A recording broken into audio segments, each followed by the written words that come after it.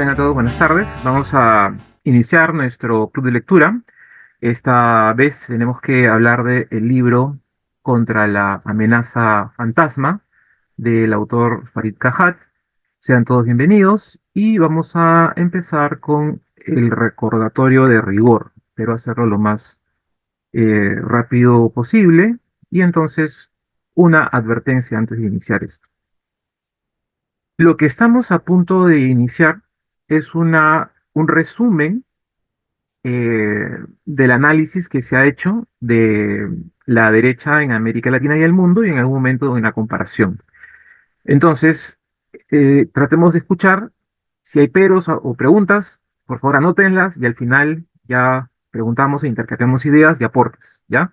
Primero vamos a tratar de, si no leíste, escucha, y si leíste, apunta las observaciones porque hay cosas que también ya el autor se ha ido, vamos a llamarlo así, aclarando, ¿no? Por los cambios que se van dando constantemente, ¿no?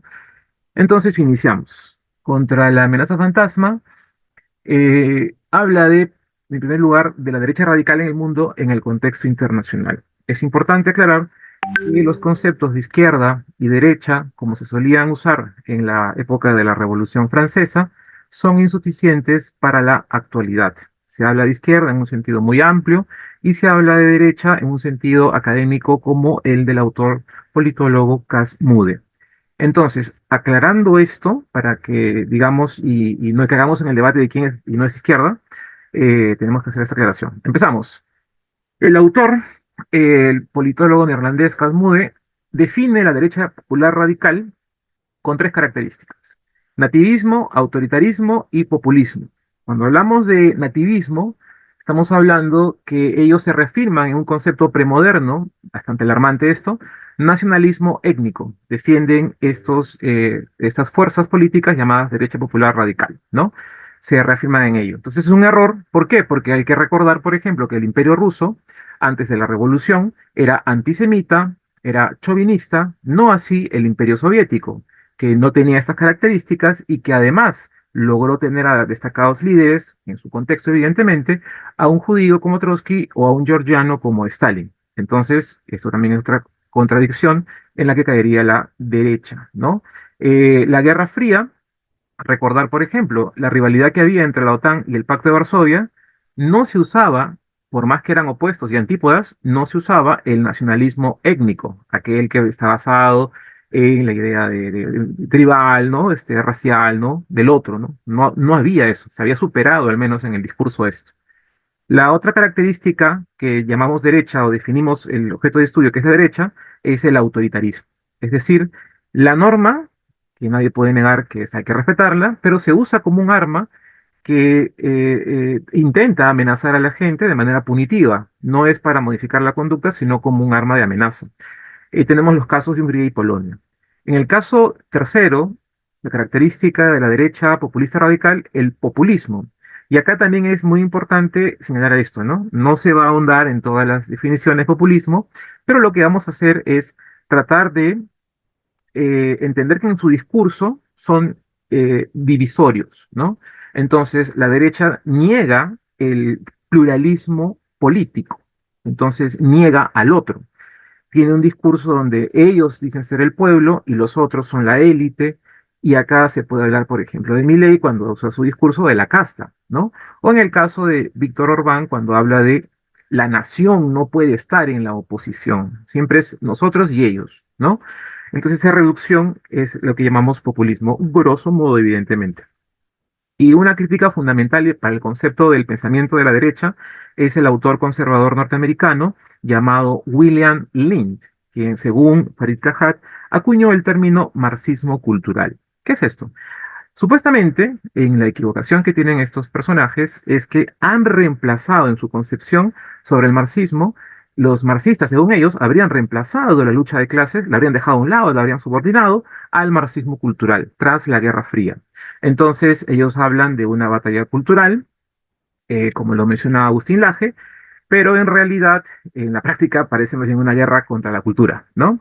Entonces, este término les ha abierto a ellos, o sea, este término que han inventado, que han acuñado, les ha abierto la posibilidad de iniciar otra lucha o persecución, en todo caso, contra todas aquellas posturas culturales que no sean afines a ellas. Por ejemplo, las que son contrarias al conservadurismo. Entonces, estas ideologías, según estos personajes como William Lind, que se refiere al marxismo cultural, ¿no? O al marxismo posmoderno, en fin, y otras cosas más parecidas, serían ideologías, ¿no? En esta concepción falsa, ellos dicen que esta ideología es un movimiento unificado. Eh, las perspectivas de género, el movimiento LGTBI, el multiculturalismo, los grupos de base étnica, Black Lives Matter, serían justamente ese marxismo cultural, ¿no? Entonces que hay que perseguir y no dejar que existan, ¿no? Entonces, este es el hecho. Así funciona la derecha, ¿no? Tiene esas características que vamos a desarrollar a lo largo del capítulo, y ahí está el origen, y vamos a ahora a hacer la crítica, según el libro. Vamos a señalar 5 puntos. Primer punto, los autores no se reconocen como marxistas culturales, ni neomarxistas, posmodernos, o incluso niegan la existencia de estos términos, ¿no? Es decir, Teodoro Adorno, Jürgen Habermas y a todos estos que están ligados a la escuela de Frankfurt, eh, sería falso afirmar que ellos son los abanderados del marxismo cultural. Ese marxismo cultural es un fantasma, justamente por eso el libro se llama así, Contra la amenaza fantasma. Empezamos. Teodoro Adorno, quien fue el principal representante de la escuela de Frankfurt, por ejemplo, tuvo muchos desencuentros con los activistas LGTBI. Así que si fuera supuestamente real este marxismo cultural, no se habría dado esas fuertes diferencias o discrepancias. Luego, el principal sucesor de Adorno, Jürgen Habermas, también criticó la posmodernidad. Así que no es que sea un grupo que se ha unificado y ahora se han reafirmado y subordinado a la lucha de clases u otros elementos materiales cuya crítica es más aguda. Cuarto, otra crítica que se puede hacer a este pensamiento de la derecha es que la derecha piensa, equivocadamente por supuesto, que el marxismo ha subordinado la lucha de clases por cuestiones de género, o sea, ya sería supuestamente el género, la identidad, la etnicidad o la orientación sexual, por ejemplo, como lo menciona Jordan Peterson, este psicólogo famoso, que también tiene posturas conservadoras, eh, cometen esa equivocación. Y también hay que aclarar que el feminismo no es uno solo, no está unificado. Hay que tener cuidado. El feminismo blanco, como se le suele llamar, o como también lo llama el autor, feminismo norteamericano preponderante principal, no es lo mismo del feminismo interseccional, el FI. Entonces, por ejemplo, tenemos un columnista del New York Times, Anand Giridharadas, quien señala justamente lo más importante que tenemos que saber del feminismo, y es lo siguiente. Si nosotros priorizamos la agenda cultural, esto es un medio para desplazar el debate político, el debate público, de los conflictos distributivos entre clases sociales. O sea que la lucha por la supuesta reivindicación femenina dentro del feminismo blanco podría opacar los verdaderos o problemas que son de mayor profundidad, como son los problemas económicos, por decirlo. Hay un caso para que quede claro de cómo instrumentalizamos esta idea del feminismo interseccional. Por ejemplo, hay un caso de esta señora, que es una mujer afro-norteamericana, que denunció a una industria automotriz. Ella denunció justamente porque se sentía discriminada por ser mujer y afroamericana. Entonces, la empresa dijo que no, porque hay mujeres trabajando en la industria, así que no discriminamos a las mujeres. Y también hay trabajadores afroamericanos, así que no discriminamos. Pero ella no dijo que lo discriminaran por ser mujer y después también otro tipo de discriminación por ser afroamericana, sino que a ella la discriminaron por las dos cosas, porque ella era la única mujer afroamericana. Entonces, si solamente y únicamente priorizamos, como dice en este libro, la, la agenda cultural, estaríamos dejando de lado, ¿no? Otras formas de discriminación que son también importantes, o hasta a veces mucho más importantes, como son, por ejemplo, la condición de discriminación por tu condición social o clase social, tu orientación sexual, su estatuto migratorio y la discriminación por etnicidad, es decir, por cuestiones raciales, ¿no? Y cinco, también criticando este pensamiento de derecha, es un error pensar que el matrimonio entre personas del mismo género es marxismo. No podemos decir que eso fue así, por una razón. Vamos a la historia y al marxismo como señala el libro. En la Unión Soviética, si supuestamente el marxismo se habría reafirmado en el género como principal punta de lanza y no la lucha de clases, entonces la Unión Soviética tuvo terapias de conversión y esto es muy similar a lo que algunos grupos evangélicos también aceptan y reconocen, que se puede cambiar esa condición. Cuba, según el autor y según el libro, podemos discutirlo después, es el primer régimen comunista en reconocer el matrimonio entre personas del mismo sexo, pero desde el 2022 y por referéndum. Acá también se cita a Guido Bellido, quien hace alusión a frases homófobas de Fidel Castro. No fue el marxismo que estuvo a la vanguardia de las reivindicaciones LGTBI. Entonces, con esto se demuestra que esta construcción que ha hecho la derecha del otro, del enemigo existencial, está bajo supuestos falsos. Y concluimos con la tesis. La tesis es la siguiente. La derecha piensa, al construir a su enemigo, que éste es un ente unificado, temible, cohesionado, a través de una ideología que cuestiona todo lo que ellos imaginan como sagrado y verdadero. Por ende, se imagina a sí misma, en una épica batalla cultural, la derecha ha construido, escúchenlo bien, una metanarrativa, la derecha ha construido un mito movilizador contra un enemigo existencial, tal y como sucedió en el marxismo. Entonces, así empezamos con este marco teórico y luego vamos a desarrollar más la idea. Ya vamos a la implementación de estas ideas, ¿no? Vamos a hablar de qué es lo que pasa en América Latina, que es una región convulsa, ¿no? En un mundo convulso. Entonces sería así. Empezamos acá. En los recientes años, Latinoamérica, que es una... Ojo con esto, escúchenlo bien. Esa situación de crisis, de convulsión, es la causa, o en parte, de la agudización del descontento ciudadano, ¿ya? Entonces, ¿qué es lo que está pasando en América Latina? Entre el 2018 y en noviembre del 2023 hubo 19 elecciones presidenciales en Latinoamérica y en 18 de estas elecciones, que son 19 y 18, el partido de gobierno, es decir, el oficialismo, no ganó la siguiente elección. Dicho recuento excluye a Nicaragua y Venezuela, porque carecen de elecciones competitivas. Por tanto, es un descontento en Latinoamérica donde no importa la orientación política, sea de izquierda o de derecha. ¿Y cuáles son las causas que explican este descontento? En parte. Son cinco shocks que se han dado y que explicarían en parte ese descontento. Vamos primero con los tres shocks mundiales. El primer shock mundial 2013 es el fin de los altos precios de las materias primas que exporta Latinoamérica. Esa época de bonanza de las materias primas acabó.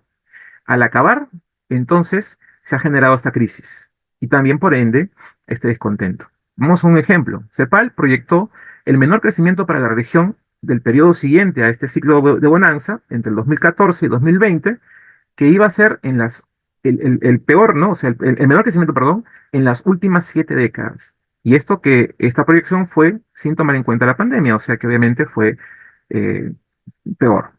El segundo shock mundial es el de la pandemia, COVID-19.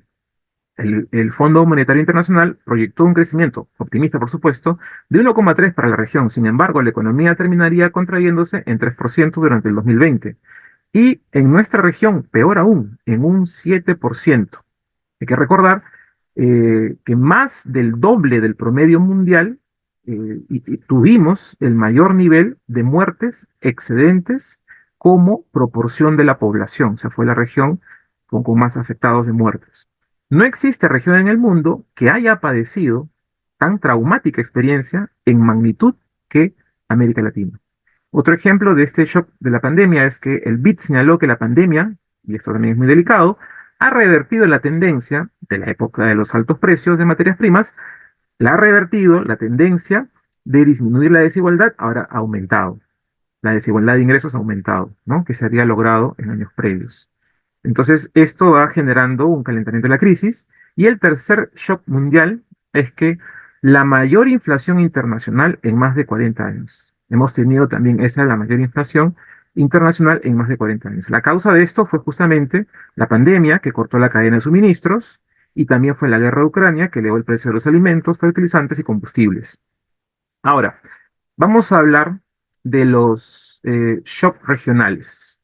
Eh, el primer shock regional fue el 2016. Si se dan cuenta, también coincide en la época de el final de la época de Bonanza, ¿no? 2 años después del 2014, 2016, estalla el caso Lavajato. Es el mayor escándalo de corrupción que jamás se haya registrado en la región y en el que la mayor parte de las empresas involucradas, como Odebrecht, reconoció el pago de 788 millones de dólares en sobornos a políticos y funcionarios de 12 países. Y la cifra puede elevarse, pues Odebrecht admitió que pagó 26 millones en sobornos en el Perú. Sin embargo, la acusación formal contra Toledo es por haber recibido 30 millones de dólares. El Perú tiene a 6 de sus últimos 8 presidentes del Perú investigados, acusados, apresados o condenados bajo cargos de corrupción. Entonces, ya estamos hablando de 3 shock más uno regional, van 4, nos falta uno acá. Y tenemos el segundo shock regional, que sería el incremento de la tasa de homicidios en América Latina. Ojo, tener en cuenta el siguiente dato. Latinoamérica es la región con mayor tasa de homicidios a nivel mundial. La posible causa es el crecimiento del narcotráfico, especialmente de la cocaína, ¿no? Narcotráfico, todo tipo de drogas, especialmente la cocaína. El dato que tenemos acá duro de The Economist del 2018 es que de las 560.000 muertes violentas en el mundo en 2016, 68% fueron homicidios. Las guerras solo causaron el 18%. Latinoamérica muestra lo que está en juego, da cuenta del 8% de la población mundial, pero de 38% de los homicidios registrados. También esto va a ayudar a contribuir a este descontento, a este desgano por parte de la ciudadanía en Latinoamérica y en la región. El caso emblemático que estamos viendo en los medios actualmente es el caso de Ecuador, que tuvo un declive en el 2016, ahora se ha revertido y ha aumentado del 6 al 15% por cada 100.000 habitantes, ¿no? Los homicidios en 2021, y ha aumentado el año siguiente, en el 22, a un 26%. Fue una de las menores tasas en la región cuando gobernaba Correa. Tras pocos años se revirtió esto y una de las más altas en la región. El pronóstico es peor, pues podría llegar a 40% por cada 100.000 habitantes en el 2023. Entonces, lo que tenemos acá es la explicación de cómo estos shocks han hecho la región convulsa, y la tesis sería la siguiente. Los shocks agudizan el descontento de la región y así no se ha podido el oficialismo reelegirse inmediatamente sin importar su ideología. Evidentemente, el caso de Bukele, en una entrevista, el autor señaló que estaría rompiendo este esquema. Esperemos que casos como este no se repitan, ¿no? Pero de ser así, parece que los que están rompiendo esta maldición de no reelegirse son los del bloque que hemos mencionado. ¿Escuchan? Sí, ¿no? Allá. Entonces, teniendo en cuenta esta realidad, se hace una prospección, se hace receta. ¿Qué puede pasar? ¿Y cuál es el nuevo escenario? Vamos a ver qué es lo que puede suceder. En la prospección, decimos, tenemos 4 prospecciones, ¿ya? Y escenarios. 4. Número 1. Es poco probable que la izquierda repita sus sucesivos triunfos electorales. Esto es muy importante porque se dice que entre 1998 y el 2014, que tuvo su boom, ese contexto del superciclo de las materias primas la aprovechó políticamente, ya que tuvo el gobierno la izquierda, la que llamamos la ola rosa. Ojo, este dato también es muy duro, ¿no? Dice, este es cierto, dice, en conjunto y por primera vez en la historia, candidatos de izquierda ganaron 30 elecciones presidenciales en 11 países de la región entre el 98 y el 2014. 30 en 11 países, por primera vez en la historia de Latinoamérica. 2. Ahora la derecha ya no es tan democrática como lo fue en el periodo del superciclo. El primer golpe de Estado exitoso, es decir, el 2009 se produjo el primer golpe de Estado exitoso en Latinoamérica después de mucho tiempo, con Manuel Zelaya en Honduras. Luego, tenemos también, como la derecha ya no es tan democrática, la destitución de 3 presidentes de izquierda. Uno de ellos en 2012, Fernando Lugo en Paraguay; el 2016 en Brasil, Dilma Rousseff; y Bolivia 2019, Evo Morales. Evo Morales es ya la más larga, la presidencia más larga en la historia de Bolivia, el mandatario supera los cerca de los 10 años de el mariscal Santa Cruz, ¿no? En el diario El País tomado esto. También tenemos justamente esa derecha que ya no es tan democrática, la confabulación contra Lula. Para impedir la candidatura de Luis Ignacio Lula da Silva en el 2018, el juez que vio su caso, Sergio Moro, llegó a ser ministro de Justicia de Bolsonaro, y no es que Lula sea inocente, lo que se demostró es que no tuvo un juicio justo. Sigamos. Tres. Tres. Estamos hablando de prospecciones y nuevos escenarios. Tres. El 2016, y esto me parece bastante importante, es el año de lo que se llama el giro radical, por dos cuestiones fundamentalmente en el plano mundial e internacional. En junio del 2016 se da el Brexit, que es justamente entre el debate entre el globalismo y el nacionalismo, se reafirma en las posturas más nativistas, más nacionalistas, de no ser cosmopolita, ¿no? No ser globalizado, sino que más bien detener esa globalización, el Brexit, ¿ya? O sea, es como el punto de quiebre, es el turning point. Y justamente en ese año, en noviembre, triunfa Donald Trump en Estados Unidos. En Europa también en ese año crece el apoyo a los partidos de derecha y ultraderecha, en Francia, Alemania, Austria, Hungría, Polonia. Y en el caso de Latinoamérica, obviamente hay una influencia, pero no solamente es esto lo que determina el giro a la derecha en Latinoamérica, pero vamos a ver los casos. En Argentina, el diciembre de 2015, victoria de Macri. Obviamente, el 2016 empieza su gobierno y estamos hablando de un giro a la derecha, ¿no? Contra el kirchnerismo en Argentina. En Brasil, la destitución de Dilma Rousseff en el 2016 por 180 días. Y en el 2016, el Congreso obstruccionista, donde hay mayoría fujimorista, ¿no?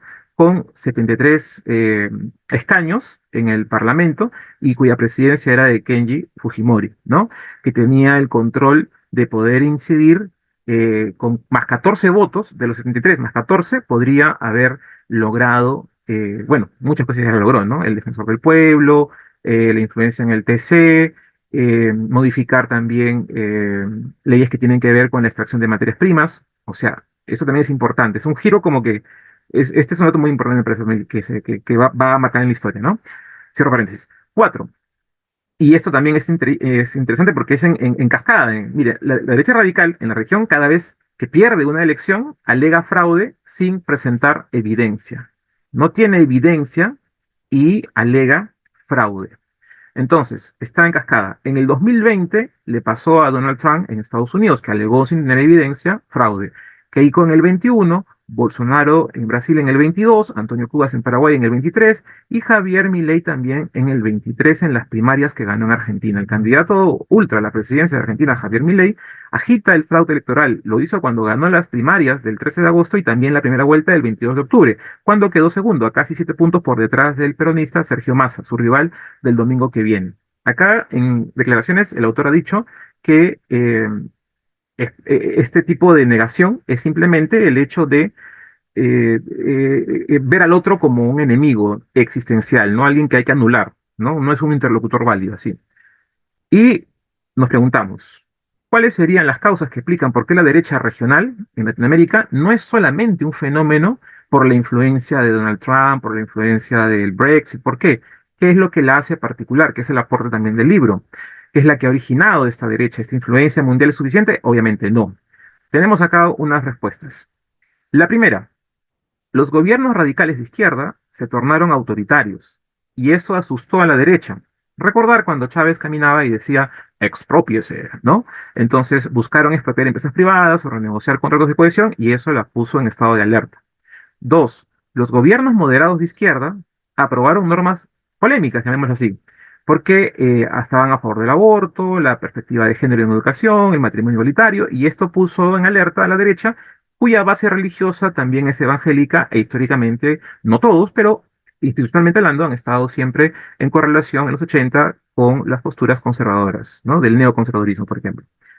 Tres, la llegada de gobiernos de izquierda hizo que se polarizara. La derecha no percibe al otro como un contendor, como un adversario que hay que competir y ganar, sino que el hijo de Bolsonaro, por ejemplo, por dar un ejemplo, llamó a Lula como el demonio, apelando y creyendo que tenía algo que ver con el mal, ¿no? Esto sería casual si es que históricamente no hubiera también la ligación a la izquierda con el demonio y el diablo, ¿no? Etcétera. cierro paréntesis acá, el diseño institucional en Estados Unidos y Latinoamérica es diferente. Mientras que en Latinoamérica y Estados Unidos y Latinoamérica tienen el sistema presidencialista y en Europa es parlamentarista. Este diseño institucional ayuda también a que se vaya a polarizar. Es decir, por ejemplo, en Estados Unidos y Latinoamérica hay una segunda vuelta, polariza a la población, ¿no? En el caso de Europa no es tanto así. La derecha europea no tiene la misma predisposición a negar al adversario, pues como su diseño es parlamentarista, es posible acceder al gobierno aún sin una mayoría de votos si realizas una coalición. Sigamos. Ahora, ¿cuáles son las particularidades? Ya hemos hablado de la influencia y por qué hay una derecha en particular, pero sigamos desarrollando esta idea con tres argumentos fuertes, según el libro. Causas que distinguen a la derecha regional de Latinoamérica, que no solo creció por influencia del contexto mundial. Hay tres. Uno, dos, tres. En síntesis, la primera es que la derecha en Europa creció cuando la izquierda estaba en declive y en Latinoamérica la derecha creció cuando la izquierda estaba en auge. Esa es una diferencia, una particularidad. La segunda es la agenda conservadora que tiene la derecha en Latinoamérica, ¿no? Y que es no negociable. Principalmente y generalmente es no negociable. La tercera es que hay un contexto de violencia delincuencial y política. Y la particularidad de la guerra, que no ha sido entre estados, pero sí ha habido guerrillas y ha devenido en terrorismo. Y eso también ha generado polarización. Vamos a desarrollar cada idea. La primera, el contexto político de la derecha radical crece. ¿Por qué crece la derecha? Mientras que en Europa la derecha crecía cuando la izquierda estaba en declive, en Latinoamérica lo hace cuando la izquierda está en auge, en la época del superciclo. Primero, mientras que en Europa el crecimiento de la derecha radical sería durante el declive electoral de la izquierda, ¿no? Hablemos de la socialdemocracia, por ejemplo, en Francia, en las tres elecciones de la segunda vuelta, el rival electoral de la derecha radical fue o bien de derecha tradicional, como por ejemplo Agrupación por la República de Jacques Chirac en el 2002, o bien la derecha liberal, la República en Marcha en 2017 y en 2022 postuló Macron, ¿no? Entonces ha ido creciendo paulatinamente mientras ha dejado un espacio, un vacío, la socialdemocracia europea. En el caso francés, por ejemplo. En Estados Unidos, la facción progresista del Partido Demócrata era minoritaria cuando Trump ganó la presidencia. Ya está en declive. Es más, ni siquiera tuvo un auge en Estados Unidos la izquierda, porque no ha conseguido la nominación presidencial desde 1972, cuando McGovern, que sacó un 37%, que defendía la expansión del Estado, perdió estrepitosamente ante Nixon, que ganó con un 60% de votación. De ahí ya no ha vuelto a tener una nominación presidencial. Acá creo que hay que hacer una aclaración rápidamente. Se me fue el nombre, pero ya, después lo vemos. Cierro para mencionarlos. Segundo, vamos a comparar. Hemos hablado de Europa y Estados Unidos. ¿Qué pasa en Latinoamérica? ¿Cómo es la derecha? ¿Cómo es que crece? Ya. La derecha no esperó un declive electoral de la izquierda. Por el contrario, creció cuando se produjo el mayor auge electoral de la izquierda en toda la historia de Latinoamérica. Es decir, en el momento de auge de la izquierda, ahí la derecha creció. Hecho que no se habría podido producir, por ejemplo, en un escenario de Guerra Fría, en el que la izquierda estuvo proscrita. Acá tenemos los ejemplos de por qué decimos que fue proscrita. En Venezuela, en el 48, cae la izquierda, en Guatemala en el 54, República Dominicana en el 63, Brasil en el 64 y Chile en el 73. Tercera razón, mientras que en Europa los radicales de izquierda y de derecha coincidieron con el Brexit, en Latinoamérica la derecha considera a la izquierda como un enemigo existencial. O sea, aquí en Latinoamérica la derecha considera como alguien que se le niega como interlocutor. Vamos con la segunda explicación de por qué la derecha regional latinoamericana ha crecido en la agenda conservadora. En Europa sí hay dirigentes de derecha homosexuales. En Estados Unidos y Latinoamérica se oponen totalmente al matrimonio entre personas del mismo sexo, al aborto y al enfoque de género. Primero, en Europa, por ejemplo, la derecha radical tiene dirigentes homosexuales y hemos visto en el caso de Alemania, Guido Westerwelle, o en Países Bajos a Pim Fortuyn, ¿no? El segundo caso sería en Latinoamérica, por ejemplo, el matrimonio entre personas del mismo sexo ha sido reconocido en Argentina, Brasil, Colombia, Ecuador y Uruguay, ¿no? La tercera razón sería acá, los evangélicos, a diferencia de los católicos, ellos hacen proselitismo, los evangélicos, incluso ejercen cargos, ¿no? Apoyan a Bolsonaro y a Trump. Los evangélicos se alían en tanto se defienda esa agenda no negociable, aborto, matrimonio y perspectiva de género. y ellos acceden a recursos públicos. Cuarto, no importa si son partidos o políticos de izquierda. Cuando hablamos de la agenda conservadora no negociable, acá tenemos curiosidades. En el caso de México, AMLO, del Morena, se alió con el PES, de base evangélica, y generaron una coalición electoral llamado Juntos Haremos Historia. El PES logró que se respetara la agenda de modificar este respecto al matrimonio, al aborto y las adopciones en parejas del mismo sexo. En el caso de Venezuela, tenemos a Nicolás Maduro, que se alió a los grupos evangélicos y en lo que se llama Mi Iglesia Bien Equipada. Mi Iglesia Bien Equipada. Maduro apela a ellos en sus conflictos con los católicos y los llama como la verdadera Iglesia de Dios. La tercera razón es que acá la derecha aprovecha la violencia delincuencial y política. Ojo, Latinoamérica tiene las mayores tasas de homicidios en el mundo. Esto permite el discurso de la mano dura, que viene desde la época de Antonio Saca hasta Keiko en el Perú en el 2021. Hay que recordar que Antonio Saca en El Salvador hizo un programa llamado, curiosamente, Super Mano Dura. Ojo, Latinoamérica tuvo pocas guerras interestatales. Esto es correcto históricamente, pero sí altos niveles de violencia política al interior. La gran mayoría, grupos armados irregulares. Y acá tipifica dos formas. La primera, hay aquellos grupos armados que se levantaron contra dictaduras respecto al derecho internacional público. O sea, usaron el derecho internacional público y se levantaron contra las dictaduras. Grosso modo, ojo. Tenemos, por ejemplo, el Frente Farabundo Martí, el Frente Salvadoreño, ya, les recomiendo ver la película Voces Inocentes, y donde Farabundo Martí condujo el levantamiento campesino en el 32, siendo ejecutado, en el 80 se funda el FML, conformado por cinco guerrillas, 80 hay una brutal guerra civil con 10.000 muertes y desaparecidos, y en el 92 hay un acuerdo de paz de Chapultepec donde este frente pasa a la legalidad. Según menciona el libro, sería un caso de éxito porque evidentemente se pasó de guerrilla a partido. En el caso de Nicaragua, el Frente Sandinista de Liberación, que luchó contra una dictadura de los Somoza que tenía 41 años y que en los 80 también hubo una guerra de los contra, es largo de explicar, en los 90, Violeta Chamorro logra obtener el poder por la vía democrática y derrota electoralmente al Frente Sandinista. En el 2006 se da la reelección de Daniel Ortega hasta la actualidad. Ya esto es, evidentemente no es democracia. Y en el caso de la segunda tipología, además de que se levantaron contra dictaduras, tenemos los que se levantaron contra gobiernos electos y apelaron al terrorismo y al crimen organizado para su financiamiento. FARC y Sendero Luminoso. FARC y Sendero Luminoso. Sigamos con esta parte y ahora vamos a hacer los partidos de derecha radical comparten enemigos, pero no son aliados naturales. Abro paréntesis, el libro no lo dice, pero lo hago más sencillo. Es decir, a veces creemos que la derecha es fuerte y poderosa e invencible, pero hay contradicciones entre estas. Entonces, las hay en Europa y también en Latinoamérica, aunque el autor desarrolla más Europa. La tesis es la siguiente. La derecha radical prioriza dos cosas, la identidad y la soberanía nacional, a diferencia de ideologías con principios de alcance universal, como lo son el liberalismo, el libertarismo, socialismo o comunismo. Ojo, esta derecha radical tiene un frente, rivales comunes. ¿Quiénes serían estos rivales comunes? El globalismo liberal, los inmigrantes, el Islam, las izquierdas en todas sus variantes y en algún momento la Unión Europea y después ya no. Así que este es más o menos.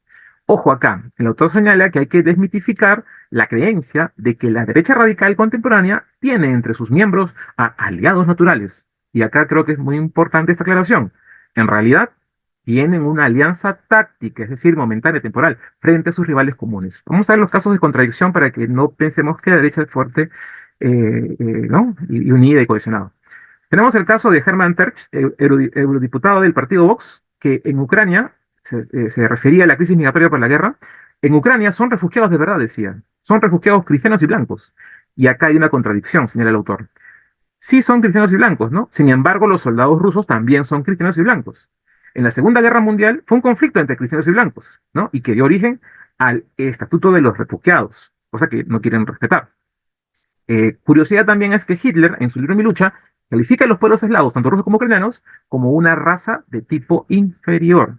Aquí la observación crítica del libro de Samuel Huntington es que en las palabras de Huntington se habría equivocado, ya que este tipo de contradicciones nos señalan que no debería haber una guerra entre individuos o elementos o fuerzas de una misma civilización. Y justamente rusos y ucranianos son de una misma civilización y están en guerra. Así que se estaría contradiciendo fuertemente la tesis de Huntington. Otro caso de contradicción en los casos europeos es el caso de Santiago Abascal, presidente de Vox. Abascal, acuérdense del virrey también, curiosamente se llama igual que él, distingue en la migración entre refugiados ucranianos y migrantes musulmanes. A los musulmanes les llama invasión de jóvenes que atacan las fronteras de Europa. Y acá también tenemos contradicción dentro del mismo Vox. En Andalucía, el representante de Vox adujo que el ingreso a los ucranianos no era bien visto. El portavoz señaló que esos ucranianos deberían mantenerse en países cercanos a las fronteras de su país. Mark Helme, congresista de derecha radical, se opuso a la migración ucraniana, pues serían proclives a la prostitución y con el riesgo de contraer VIH. Acá también, en la crisis de refugiados, Víctor Orbán, primer ministro de Hungría, se opuso al plan de reubicación de la Unión Europea, y recibir a migrantes africanos que llegaban a Italia, país cuyo gobierno en aquel entonces era de derecha radical. Entonces, más contradicciones. Acá tenemos una contradicción del tipo que hemos hablado al inicio, nacionalismo étnico, es decir, nativismo. Luego tenemos acá proteccionismo en la derecha. Ucrania demandó ante la OMC a Eslovaquia, Polonia y Hungría por mantener las restricciones a la importación de granos ucranianos tras expirar la autorización para hacerlos. Entonces acá también hubo choque y contradicción entre ellos. Y el caso que me parece más emblemático es el Trump. Sabíamos que Trump había aplicado proteccionismo, a pesar de que tenía un discurso que era pues retador a la globalización, no, y otras cosas más, pero ya no hay tiempo. Trump en el 2019 anunció aranceles como castigo contra Bolsonaro, es decir, a las importaciones de acero y aluminio. Se supondría que ambos deberían, si tienen la misma línea, deberían coincidir, pero no, hay contradicciones. Y también además del proteccionismo y del nacionalismo étnico, tenemos contradicciones de la memoria histórica. Por ejemplo, en el caso de Polonia, el Partido Ley y Justicia respaldó la percepción de ucranianos al inicio, pero cuando Israel y Ucrania criticaron a los polacos su participación en la Segunda Guerra Mundial durante el Holocausto, Polonia empezó a cambiar su opinión. En respuesta, amenazó con vetar el ingreso de Ucrania a la Unión Europea y canceló su participación en un evento de gobiernos conservadores a realizarse en Israel. Observación acá. Los radicales de izquierda y de derecha apoyan mayormente a Rusia, aunque la derecha que apoya a Ucrania no lo haría por tiempo indefinido. O sea, en un inicio apoyaron este, a Ucrania, pero después ya se dejaron de apoyar. Pero los más radicales, los polos, apoyaron a Rusia. En el caso peruano y en el caso también de Latinoamérica hay mucha gente de radical izquierda, o que está en ese espectro en general, que termina o ve a Putin como si fuera alguien de izquierda, cosa que no lo es, ¿no? Ya hay libros también sobre eso. Ahora, otra contradicción bien interesante y que nos sirve a todos para abrir el panorama. La Unión Europea e Inglaterra con el Brexit. Es un caso contradictorio también. Miren lo que pasó. Ojo, hay que recordar qué fue el Brexit. Es una propuesta del 2016 también. Se originó en un partido radical, el Partido por la Independencia del Reino Unido, UKIP, luego sería tomada por el Partido Conservador en el gobierno e implementada en este. Algo que inicialmente a la derecha la puso a favor y después ya no estaba a favor de esto, es el caso de Marianne Le Pen, que ha dejado de proponer el retiro de Francia de la Unión Europea. Lo hizo en un momento, pero después ya no. Matteo Salvini, que propuso dejar el euro y después ya no. Y cuando se retira Reino Unido, Georgia, Moldavia y Ucrania piden integrarse. Entonces, ¿qué ha pasado? Acá hay un balance pequeño e interesante. Se dieron cuenta de su error por tres razones. Uno, inestabilidad política. O sea, después del Brexit, ¿cuál ha sido el resultado? Esto ya parece algún país que conocemos todos nosotros. El Reino Unido, luego del Brexit, ha tenido 5 jefes de gobierno en 7 años. Dos, magnitud del daño después del Brexit. 11% menos de inversión, 6% el PBI ha bajado, en un estudio contrafáctico, por supuesto, de The Economist de 2022, aunque esto es polémico, hoy nadie discute que el Brexit sea negativo. Ha subido los precios de los alimentos en un 3% anual el 2021 y además la última razón de por qué esto ha sido un fracaso o sigue siendo un fracaso hasta ahora es la impopularidad que ha ido perdiendo esa postura del Brexit, ¿no? Más bien crece la idea de querer reintegrarse. Esto es variable, en fin. Y en Latinoamérica solamente cuenta el caso de la contradicción que ha habido con José Antonio Kast, que es un ultraconservador del Partido Republicano en Chile, firmante de la Carta de Madrid, junto con Fuerza Popular, Avanza País y Renovación Popular. Hubieron contradicciones respecto a la política migratoria, ¿no? Señaló en elecciones CAS, en el 21, en su plan de gobierno, que se tiene que exigir a los gobiernos de Bolivia, Perú y Argentina que se refuercen sus fronteras, ¿no? Acá hay varios errores, ¿no? Cosa que no ha pasado, es mentira, pero hay contradicción aún así. Observación y conclusión, a la que llegamos a esta parte. Si bien, y una buena noticia, por eso con verde, si bien el nacionalismo étnico es un rasgo común a las mayorías de fuerzas de derecha radical, el nacionalismo étnico es un rasgo común, ojo con esto, si bien esto es cierto, por otro lado, y a la vez, es un rasgo que las divide, es un rasgo que las divide. Se advierte que mientras estén en oposición al globalismo liberal, el Islam, los migrantes y la izquierda en todas sus variantes, se hará menos visible esa división. No así con la Unión Europea por el Brexit, en lo que ha retrocedido. Entonces, están divididos. Es una sugerencia interesante. Y concluimos con la parte que habla de la izquierda. No hay una sola izquierda en Latinoamérica. La tesis es, no hay una sola izquierda en Latinoamérica unificada, no hay. Y tenemos contradicciones hasta decir de más. La marea rosa del 98 y el 2014, hay desacuerdos entre la izquierda variopinta. Por ejemplo, en corrupción y logros, Uruguay y Venezuela tienen asimetrías, ¿no? Uruguay es la menos corrupta y Venezuela, con Maduro, 100, puesto 168 de 180 países. Y Venezuela cayó en un pésimo desempleo tras la muerte de Chávez. Curioso también, abro paréntesis, Chávez muere en el 2013. O sea, la marea rosa acaba en el 2014. El boom de las materias primas acaba en el 2013-14. Entonces, como que Chávez murió en un contexto políticamente estratégico, ¿no? Cierro paréntesis. Feminismo y género. Chile y Ecuador. Gabriel Boric, y he escuchado también a algunos feministas señalar esto, tiene una política exterior feminista, mientras que Rafael Correa usa el término ideología de género de manera descalificativa, como lo hace la derecha. Otra contradicción. Guerra ruso-ucraniana, Argentina y Chile versus Venezuela y Nicaragua. Los Argentina y Chile llegaron a condenar la invasión de Rusia, mientras que Venezuela y Nicaragua la respaldaron. La mayor diferencia se da en el entendimiento de la democracia. Evo Morales saludó la reelección de Ortega diciendo que era una muestra de coraje y madurez democrática, mientras que Boric, en Chile, al contrario, precisó que Nicaragua necesita democracia, no elecciones fraudulentas ni persecución.